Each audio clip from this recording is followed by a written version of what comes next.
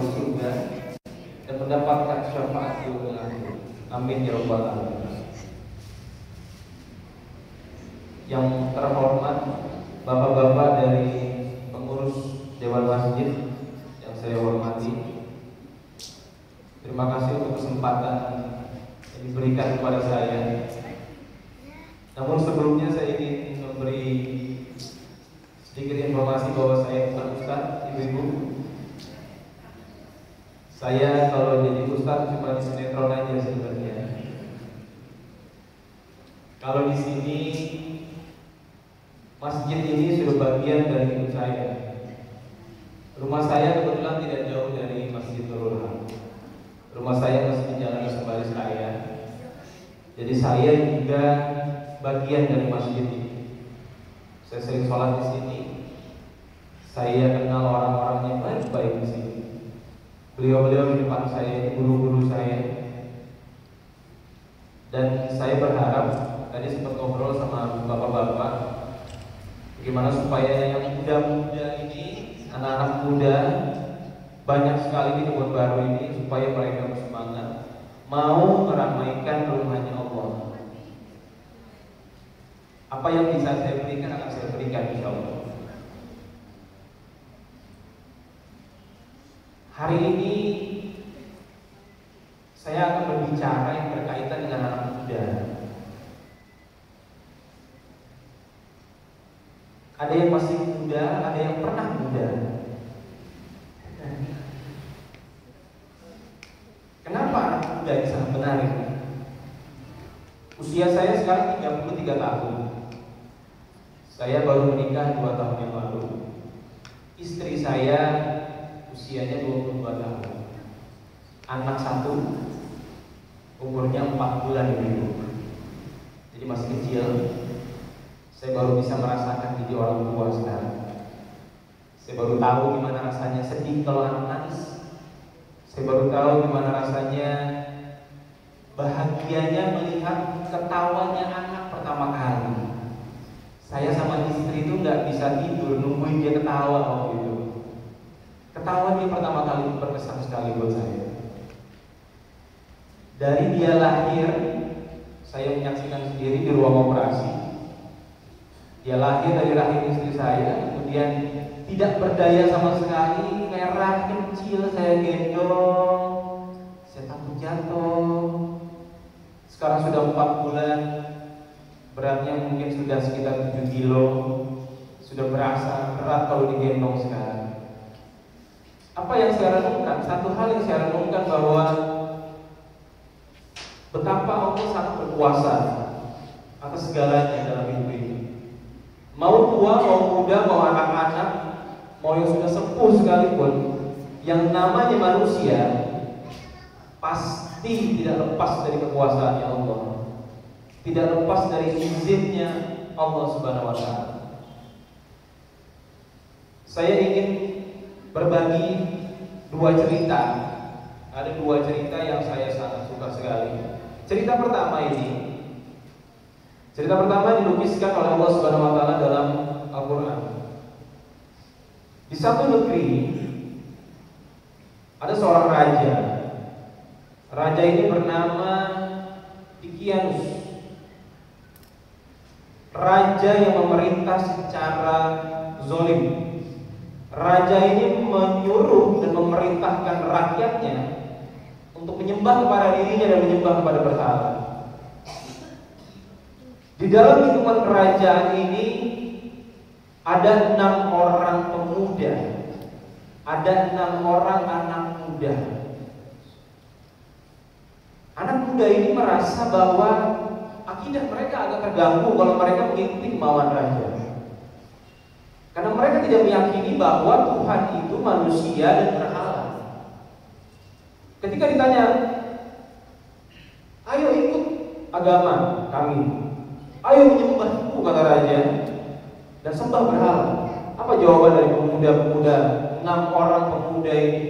Jawaban mereka adalah Rabbuna Rabbus samawati wal ardh. Tuhan kami, Tuhan langit dan bumi, bukan berhala, bukan manusia. 6 orang yang sangat mulia, sangat suci ini, kemudian mereka merencanakan untuk pergi meninggalkan tanah kelahiran mereka, pergi meninggalkan semua fasilitas yang ada di kerajaan. Mereka pergi untuk menyelamatkan akidah dan keislaman mereka. Sebelum berangkat mereka menjual beberapa hasil perkebunan, ada kurma dan sebagainya. Kemudian mereka mendapatkan sekian uang dinar. Di dalam perjalanan bertemu dengan seorang pengembala. Di tengah perjalanan itu mereka bertanya kepada pengembala, "Wahai pengembala, apakah engkau memiliki air atau susu untuk kami? Kami haus sekali." Pengembala itu berkata, "Ya, kami mempunyai apa yang engkau inginkan. Ikut ke rumah saya." Ikutlah 6 orang pemuda ditambah 1 orang pengembala, 7 orang ke rumah si pengembala itu. Pengembala ini melihat anak muda ini tampilannya tidak seperti orang-orang lain. Lalu pengembala ini bertanya, "Apakah kalian ini keturunan atau bagian dari kerajaan? Karena dari pakaian kalian berbeda, tampilan kalian berbeda, fisik kalian berbeda." Kemudian mereka mengatakan, "Iya, kami lari dari kerajaan kami karena ingin menyelamatkan akidah kami, ingin menyelamatkan agama yang kami yakini. Kami harus keluar dari tanah kelahiran kami." Lalu pengembala itu mempunyai niat yang sama dengan 6 orang pemuda ini. Pengembala ini menunjukkan arah ke satu bukit. Mereka berjalan bertujuh ditambah 1 anjing. Kisah ini menggambarkan betapa anak muda, betapa kita harus benar-benar menjaga ketakwaan kepada Allah Subhanahu wa taala. Ketika ada ketakwaan, ketika yakin bahwa pertolongan itu hanya dari Allah, tunggu keajaiban-keajaiban dalam hidup akan muncul. Apa yang terjadi? Ketika mereka masuk ke dalam sebuah gua, kemudian mereka kelelahan di sana, mereka tertidur. Kalau kita tidur mungkin 6 jam, 7 jam, 8 jam. Tapi berapa lama Allah menidurkan mereka? 309 tahun ditidurkan oleh Allah Subhanahu wa taala. Untuk apa? Untuk menjaga akidah mereka supaya tidak terganggu oleh perintah raja yang zalim. Selama 309 tahun itu keajaiban-keajaiban muncul. Yang pertama, tidak mungkin manusia secara akal sehat bisa tidur selama itu. Yang kedua, matahari Allah perintahkan untuk sedikit bergeser agar tidak menyinari mereka secara langsung. Artinya bahwa ketika menjaga ketakwaan, sesuatu yang luar biasa itu insya Allah akan terjadi. Kemudian yang kedua, Allah membolak-balikkan badan mereka. Karena kalau kita tidur di satu sisi saja, pasti badan kita agak pegel, kemudian kulit kita akan rusak dan sebagainya. Selama 309 tahun mereka, Allah membolak-balikkan badan mereka. Mereka tidak ada yang sakit, tubuh mereka tetap sehat walafiat. Dasarnya karena keyakinan dan menjaga akidah kepada Allah Subhanahu wa taala. Dan yang luar biasanya lagi, setelah 309 tahun tertidur, Allah bangunkan mereka. Ketika dibangunkan, ada beberapa orang pemuda bertanya, "Berapa lama kita tidur tadi ya?" Sebagian bertanya mungkin cuma setengah hari, atau mungkin 1 hari. Mulailah beberapa pemuda yang ada di gua itu merasa lapar. Selama 309 tahun mereka tidak makan, tidak minum, tidak lapar. Tapi begitu baru bangun, mereka merasakan lapar. Kemudian ada yang bertanya, adakah yang bisa membelikan roti ke pasar? Dari uang hasil menjual kurma itu dititipkan, silakan bawa uang ini, belanjakan untuk makanan kita. Kita kelaparan sekali. Utusan dari para pemuda itu turun dari bukit. Mereka belanja dengan uang yang sudah 309 tahun yang lalu. Ketika dibelanjakan. Penjual makanan itu terkejut. Ini uang apa? Ini bukan uang sekarang. Ini pasti harta karun. Si pemuda ini, utusan dari 7 orang ini berkata, ini bukan harta karun. Kami menjual hasil kebun kami beberapa hari yang lalu, 3 hari yang lalu, untuk bekal kami. 3 hari. Uang ini tidak lagi berharga saat ini. Si pemuda itu sangat bingung dan ketakutan dia. Bagaimana mungkin uang yang sudah mereka dapatkan ini tidak lagi bisa berlaku untuk mereka. Kemudian si utusan pemuda ini melihat perkembangan kota saat itu. Kota sudah berubah, bangunan sudah berubah, cara berpakaian sudah berubah, kemudian budaya sudah berubah. Kemudian dia melihat banyak sekali spanduk-spanduk yang menggambarkan bahwa negeri itu sudah dikuasai oleh Islam dan rajanya raja yang taat kepada Allah. Kemudian dia dibawa kepada raja. Singkat cerita, pemuda ini dipertemukan kepada raja. Dan raja berkata, kalau memang engkau benar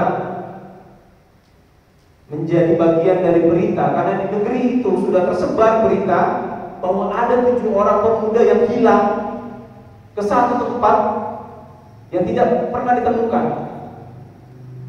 Kemudian dia mengatakan, iya, kami berada di sebuah gua bersama 6 orang lainnya di sana dan seekor anjing. Itu kisah pertama. Betapa ketika menjaga ketaatan, ketika kita menjaga akidah kita, maka pertolongan Allah berikan. Kisah kedua, saya ingin ini menjadi kisah juga, insya Allah menjadi teladan bagi pemuda-pemuda Islam. Kenapa? Kalau sekarang kita lihat di pemberitaan bahwa pertumbuhan umat muslim di Eropa sekarang sudah sangat meningkat, Bapak-bapak, Ibu-ibu. Kita lihat di berita. Bahkan ada beberapa negara di Eropa sana yang didata bahwa pertumbuhan umat muslimnya sangat pesat sekali. Sekarang Islam di Eropa ini sudah menjadi seperti satu hal yang menarik untuk dibahas di sana. Tapi sesungguhnya di zaman dahulu bahwa Islam juga pernah menguasai Eropa. Siapa yang memimpin pasukan Islam bisa menguasai Eropa? Ada seorang anak muda yang lebih muda dari saya. Bayangkan usianya baru 21 tahun. Usia 21 tahun, anak muda ini menguasai ilmu militer, ilmu perang, menguasai ilmu pengetahuan sains, menguasai 6 bahasa. Anak muda ini bernama Sultan Muhammad Al-Fatih.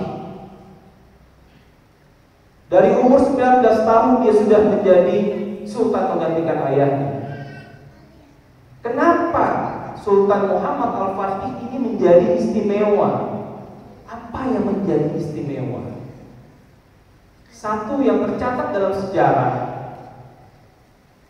ketika Sultan Muhammad Al-Fatih dengan para pasukannya, mereka ingin menentukan siapa yang akan menjadi imam sholat. Ini para ulama banyak sekali mencatat kejadian ini. Kemudian Sultan Muhammad Al-Fatih meminta seluruh pasukan silakan berdiri, termasuk dirinya berdiri. Kemudian dia bertanya, wahai pasukanku, apakah ada di antara kalian yang pernah meninggalkan sholat wajib sekali saja dari akhir balik sampai sekarang? Adakah yang pernah meninggalkan sholat wajib? Kalau ada silakan duduk. Tidak satupun dari pasukan Sultan Muhammad Al-Fatih yang duduk. Berarti pasukan ini benar-benar menjalankan sholat wajibnya dari akhir balik sampai saat itu.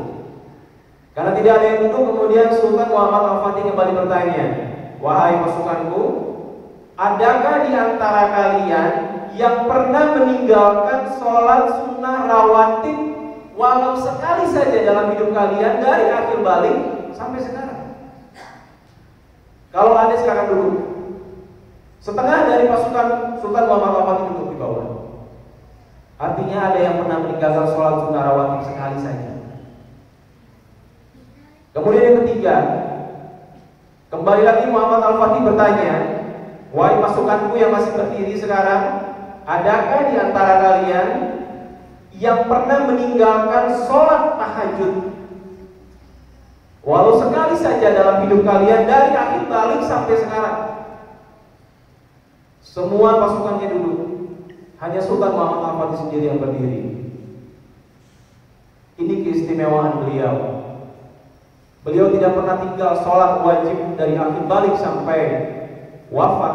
Beliau tidak pernah meninggalkan sholat sunnah rawatib dari akhir balik sampai wafat. Beliau tidak pernah meninggalkan sholat tahajud dari akhir balik hingga wafatnya. Bahkan Rasulullah SAW dalam sebuah hadis, beliau berkata, Konstantinopel, dulu Eropa itu namanya Konstantinopel, nanti Konstantinopel akan takluk di tangan pemuda-pemuda Islam, di dalam pasukan-pasukan Islam. Yang menaklukkannya adalah sebaik-baiknya pasukan, dan pemimpin pasukan itu adalah sebaik-baiknya pemimpin. Dan itulah Sultan Muhammad Al-Fatih yang menaklukkan Eropa di usia 21 tahun. Kedua kisah ini sangat menginspirasi hidup saya. Walaupun kesempurnaan di dalam beribadah saya pasrahkan kepada Allah, tetapi bagaimana semangat mereka. Dan satu hal kunci yang paling utama adalah keyakinan anak muda yakin sama Allahnya luar biasa, yakin sama ibadahnya luar biasa. Apa yang terjadi? Allah memberikan keajaiban demi keajaiban demi keajaiban demi keajaiban dalam hidup anak muda itu. Ditambah usianya masih muda, yang namanya anak muda langkahnya masih panjang, cita-citanya masih panjang. Kalau saya mengutip kata-kata Bung Karno dalam sebuah pidato, Bung Karno pernah berkata, berikan aku 1000 orang tua, maka akan aku cabut Semeru sampai ke akar-akarnya. Tapi berikan aku 10 anak muda, akan aku goncangkan dunia ini. 1000 orang tua hanya bisa mencabut gunung Semeru dalam satu bumi. Gunung bagiannya kecil, tapi ketika diberikan kepada anak muda, bumi ini bisa digoncangkan. Dan sejarah Islam mencatat betapa anak muda menjadi pelopor perjuangan. Dan bangsa ini dicatat, revolusi besar yang terjadi di bangsa ini terjadi dipelopori oleh anak muda.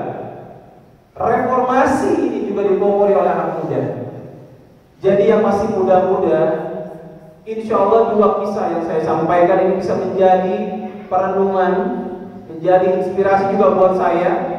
Karena saya sekarang punya anak, tugas saya bagaimana mendidik, mengarahkan supaya anak saya juga benar-benar bisa mencontoh keteladanan para pemuda-pemuda Islam yang dicatatkan oleh Allah dalam sejarah Islam. Kemudian yang sedikit yang ingin saya sampaikan, kalau tadi kita sudah melihat bagaimana kisahnya para pemuda-pemuda Islam di masa lampau, di masa-masa kejayaan Islam.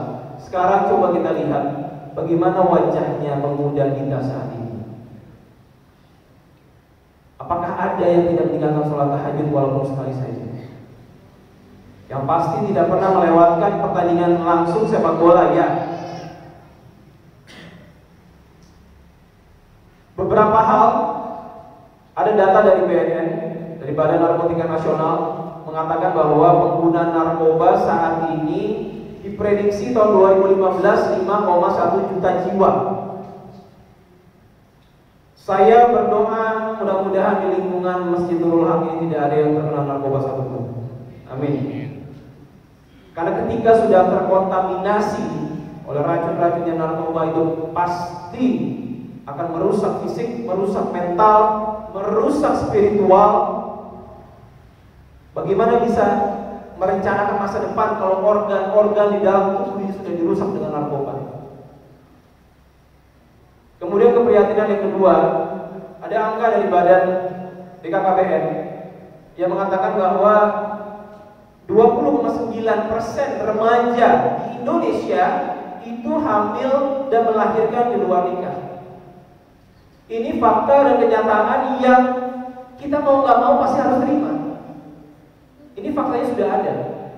Tinggal bagaimana sama-sama kita menyelamatkan anak-anak muda kita, pemuda-pemuda Islam Indonesia ini, yang nantinya akan menjadi pemimpin bagi bangsa ini, yang akan membawa negara dengan populasi muslim terbesar di dunia ini. Bagaimana kalau pemimpinnya terkena narkoba? Bagaimana kalau pemimpinnya rusak spiritual dan moralnya? Mau jadi apa Indonesia ini? Kemudian satu hal yang menjadi catatan, anak muda itu mudah sekali terbawa dengan lingkungan.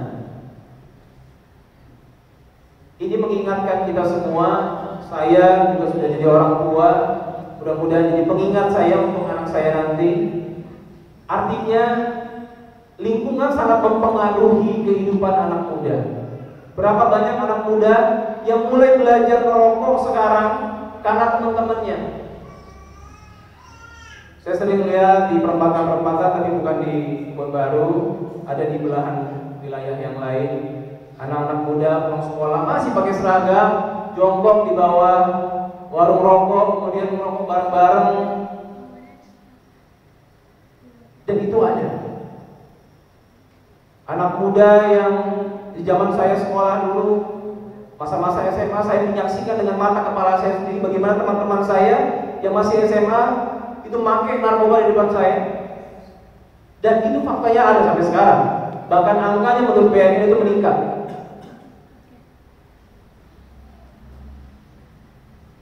Karena anak muda ini sangat terpengaruh dengan teman-temannya. Begitu teman-temannya bilang, lo kalau nggak pakai ini lo nggak asik nih. Lo kalau nggak pakai barang ini lo nggak asik. Lo kalau mau gaul, ya, kalau lo mau terbang, lihat burung-burung ada di awan, lo pakai nih, enak banget, mata bisa turun. Udah, nggak usah dengerin orang-orang. Lo nggak usah bayar, pakai aja dulu. Dikasih dulu awalnya. Setelah kecanduan, setelah nagih badannya, kemudian dia harus beli. Yang namanya anak sekolah belum punya uang, akhirnya apa? Nyolong dari rumahnya, TV-nya hilang, uang orang tuanya hilang, habis harta orang tuanya, gak bisa lagi mensupport dia membeli narkoba, akhirnya apa? Jadi pengedar.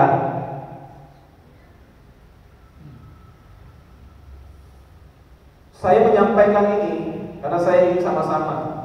Karena tidak bisa hanya satu dua orang yang punya kepedulian tentang hal ini pada anak muda. Mari sama-sama kita selamatkan pemuda-pemuda Islam Indonesia ini, pemuda-pemuda Indonesia ini. Karena siapa tahu di antara anak-anak muda di sekitar kita muncullah Muhammad Al-Fatih baru, muncullah seperti 7 pemuda Ashabul Kahfi yang baru, muncullah pejuang-pejuang Islam yang baru. Siapa tahu dari pemuda-pemuda yang ada di sekitar kita.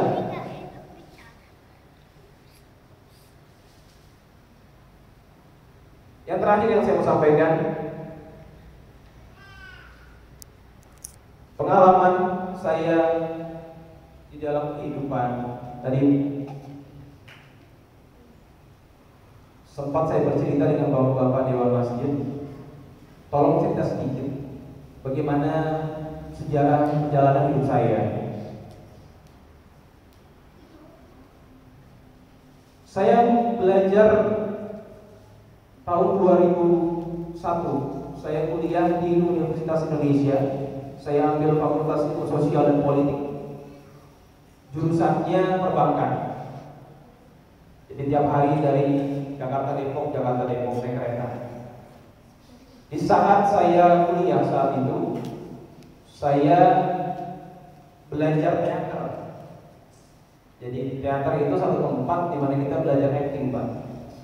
Belajar acting, kalau ibu-ibu lihat saya nangis di sinetron, aslinya nggak nangis gitu, karena yang saya tangisi adalah penjiwaan karakter yang ada di peran itu. Di sinetron Sakinah Bersamamu, ya, setiap hari jam 21.45 hanya di RCTI, ya. Promosi itu ya. Di habis terawih nanti di rumah bisa nonton sambil siapin sahur, sambil zikir, nonton sinetron. Kemudian saya memulai perjalanan karir dari bawah sekali sebenarnya. Kemana-mana ingat saya naik angkot, dulu saya kalau syuting karena awalnya jadi figuran. Tapi satu keyakinan saya, kalau Allah sudah membukakan pintu, kalau Allah sudah membukakan jalan, tidak satu manusia atau malaikat pun yang bisa menghalang-halangi. Sambil kuliah saat itu saya mencoba untuk casting. Jadi casting ini satu proses untuk menyeleksi apakah seseorang itu mampu memainkan peran yang diminta oleh produser dan sutradara. Seperti tes lah. Saya casting, saya ingat hampir 1 tahun. Di saat itu berat rasanya karena saingan banyak, anak muda yang lebih ganteng ya pasti banyak. Saya kan agak pas-pasan, yang lebih ganteng banyak. Tapi saya cuma minta begini sama Allah, ya Allah, kalau Engkau izinkan, bukakan pintu untuk bisa berkarya di bidang ini. Mungkinkah bidang ini bisa menjadi ladang kehidupanku? Kalau iya, tolong bukakan pintu ya Allah. Kemudian yang saya tidak pernah lupa adalah meminta doa dari orang tua. Karena ini pesan saya untuk semua anak muda, jangan pernah lupakan orang tua kita. Jangan pernah lupa. Orang tua wakilnya Allah di muka bumi bagi seorang anak. Setelah jadi orang tua saya sadar, tidak ada yang mencintai anak seperti cintanya orang tua kepada anak. Jadi kalau masih ada yang membantah orang tua, yang masih melawan kepada orang tua, bahkan sampai menjatuhkan air mata ibu dan ayahnya karena kelakuannya, sayang sekali kalau ada anak muda seperti itu. Jadi saya ingatkan yang masih muda-muda, yang masih berjuang sekarang untuk hidup, untuk karir, untuk masa depan, jangan lupa mintalah doa dari orang tua kalian masing-masing. Cium tangannya, minta restunya. Karena orang tua itu sakral. Orang tua itu dahsyatnya luar biasa. Setiap berangkat dulu, saya selalu meminta restu orang tua, ayah dan ibu. Tidak mudah perjalanan dalam berkarir. Jatuh bangun, terpeleset, masuk ke dalam lubang, naik lagi, bangkit lagi, kepleset lagi, bangkit lagi. Tapi akhirnya apa? Perlahan-lahan Allah bukakan pintu. Kuncinya ada kesabaran. Harus sabar memang. Sampai akhirnya Allah membukakan pintu itu. Sampai sekarang yang sangat saya syukuri adalah setelah lebih dari 11 tahun saya berkarir di bidang seni peran di dunia sinetron, sudah lebih dari 11 tahun saya berkarir di sini. Saya masih bisa, Allah masih memberikan saya kesempatan untuk bisa berkarya. Dan itu sangat saya syukuri sekali. Jadi satu pesan saya untuk anak-anak muda, jangan pernah melupakan orang tua, kemudian bersabarlah, kemudian kerja keras, karena tidak ada keberhasilan tanpa keringat, tidak ada keberhasilan tanpa banting tulang. Nggak mungkin kita mau hidup bahagia tiba-tiba nunggu di rumah, di kamar, jatuh uang 2 triliun depan mata kita. Semuanya perlu kerja keras. Kalau mau jadikan teladan, jadikanlah Rasulullah sebagai teladan. Bagaimana keberhasilan Rasulullah menyebarkan Islam sampai sekarang ini? Dari tanah yang tandus di Mekah sana, Rasulullah bisa menyebarkan Islam sampai sekarang. Islam penyebarannya luar biasa. Apa modalnya Rasulullah? Kesabaran, akhlak yang mulia, dan keyakinan bahwa Allah lah satu-satunya yang bisa menolong. Jadi kalau sudah anak muda yakin bahwa Allah yang menolong hidupnya, tidak ada yang bisa menghalangi.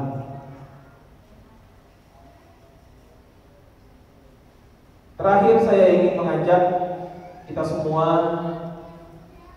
yang senior-senior, guru-guru saya, ibu-ibu, anak-anak muda semua, untuk saling kita mengingatkan bahwa jagalah keselamatan anak muda kita dari gangguan akidahnya, dari gangguan narkobanya, dari gangguan pergaulan bebasnya, dari segala gangguan-gangguan yang ada.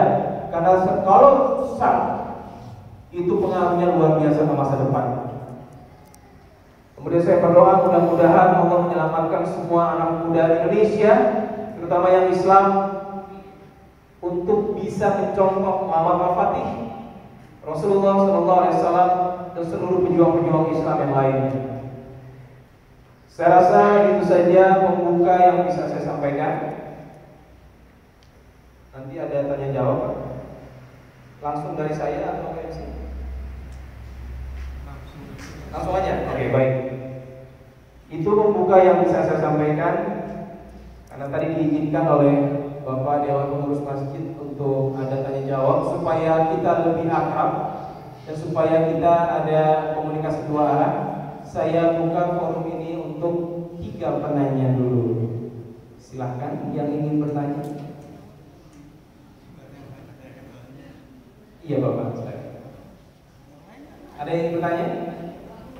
3 baru 1. Ya. Sama ibu di belakang ya Bu. Bapak di depan dulu Mas. Bapak dulu. Bapak dulu Ibu. Terima kasih. Yang saya ingin tanyakan, masalah ini memang saya rasa ini masalah kita semua. Bagaimana bilang ceritanya gitu ya, dalam hal pendidikan agamanya maksudnya. Barangkali kalau untuk jadi artis dan sebagainya mungkin ya itu lebih mudah dibandingkan dengan jadi orang yang takwa seperti Nak Bude ya, katakanlah ya tua lama. Bagaimana pendidikan kita kecil, sekolah biasa dan bimbingan orang tua sehingga ya mempunyai akidah dan keimanan seperti itu. Jadi dalam bidang pendidikan agamanya dan pembinaan agamanya. Saya kira itu yang pertama. Yang kedua,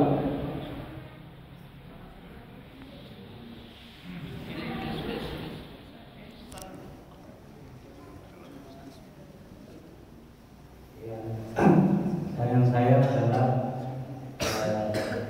sedikit di luar dari ini boleh ya? boleh Pak, boleh. Seperti Gosip bukan gosip ya? Silakan Pak, silakan. Ya, seperti kita ketahui bahwa Mas Bude temannya dari berbagai kalangan selain kalangan biasa juga ada teman artis gitu ya. Dan terus seberapa besar pengaruh peran Bude Rino terhadap kawan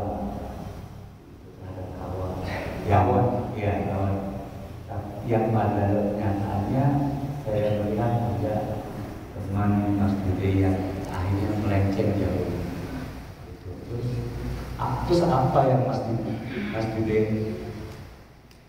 usahakan untuk mengingatkan kawan itu bahwa dia sudah mengambil sikap yang salah? Apakah dibiarkan aja atau sekali-kali dikontak untuk mengingatkan aja gini wadah gitu? Iya Pak. Ya terima kasih gitu ya. Dengan Bapak siapa Pak? Maulana. Pak Maulana. Terima kasih Pak Maulana. Yang ketiga, ibu di belakang.